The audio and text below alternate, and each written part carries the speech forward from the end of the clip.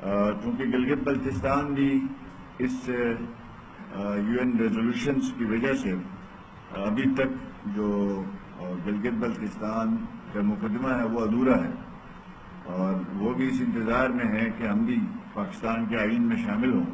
لیکن اس میں جو رکاوٹ ہے وہ سب سے بڑی وہ یہی ہے کہ ہم بھی اس یونائٹڈ نیشن کے ریزولوشنز کا ریاست جموں و کشمیر کا حصہ ہیں. میں خود، میری اپنی فیملی جو ہے وہ مقبوضہ کشمیر سے مائیگریٹ ہو کے آئی ہے گلگت میں.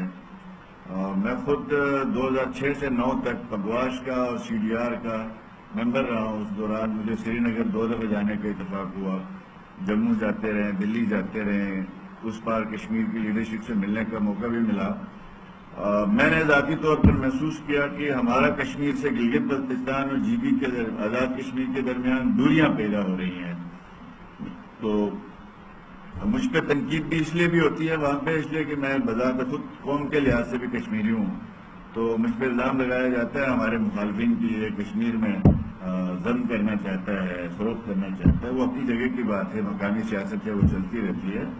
اب ہم نے کوشش یہی کرنی ہے کہ گلگت بلتستان کے کچھ ساتھیوں میں یہ غلط فہمی ہوتی ہے کہ ہمیں کشمیری جو ہے وہ حقوق سے محروم رکھ کے بیٹھے ہیں. حالانکہ ایسی بات نہیں ہے، اس میں اسٹریٹجک ایشوز ہیں اور پاکستان کسی بھی صورت میں افورڈ نہیں کر سکتا، گلگت بلتستان میں بھی لوگ افورڈ نہیں کر سکتے کہ اس سطح پہ آ کے مسئلہ کشمیر کو کیا جائے. تو گلگت بلتستان کے حقوق کے لیے اور بھی ذرائع ہیں، اور بھی طریقے ہیں، ہم وہ طریقے اپنا رہے ہیں. تو مجھے خوشی ہے آج آزاد کشمیر اور گلگت بلتستان کے درمیان جو دوریاں تھیں وہ تقریباً ختم ہو گئی ہیں.